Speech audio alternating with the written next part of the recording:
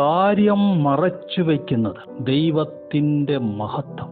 കാര്യം ആരായുന്നതോ രാജാക്കന്മാരുടെ മഹത്വം. അത് നമുക്ക് രണ്ട് തരത്തിൽ വ്യാഖ്യാനിക്കാം. ഒന്ന്, കാര്യം ആരായുന്നവൻ, വചനത്തിൽ മറഞ്ഞിരിക്കുന്നവനെ വെളിപ്പെടുത്താൻ പരിശുദ്ധാത്മാവിനോട് ആരായുന്നവൻ രാജാവാകും, വാഴുന്നവനാകും. രണ്ടാമത്തെ അർത്ഥം, മറച്ചു വച്ചിരിക്കുന്ന രഹസ്യങ്ങളെ ആരായുന്നവൻ അവന്റെ നിയോഗം കണ്ടെത്തും, അവന്റെ വിളി കണ്ടെത്തും.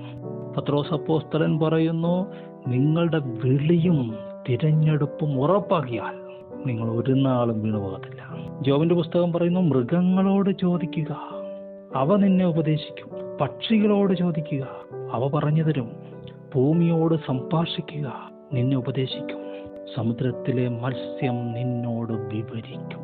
മൃഗങ്ങളോട് ചോദിക്കുക എന്ന് പറയുമ്പോൾ നിങ്ങളുടെ മനസ്സിൽ വന്ന മൃഗവേദമാണ്. പക്ഷികളോട് സംസാരിക്കുക എന്ന് പറയുമ്പോൾ ഏത് പക്ഷിയാണ് മനസ്സിൽ വന്നേ? മത്സ്യം എന്ന് പറഞ്ഞപ്പോൾ ഏത് മത്സ്യമാണ് മനസ്സിൽ വന്നേ? ഭൂമിയോട് സംഭാഷിക്കുക എന്ന് പറയുമ്പോൾ ഭൂമിയെക്കുറിച്ചുള്ള എന്ത് ആക്ടിവിറ്റിയാണ് വന്നത്? കെട്ടിടം പണിയുന്നതാണോ, കൃഷി ചെയ്യുന്നതാണോ? എന്താണ് വന്നത്? അതിലുണ്ട് നിങ്ങളുടെ നിയോഗം.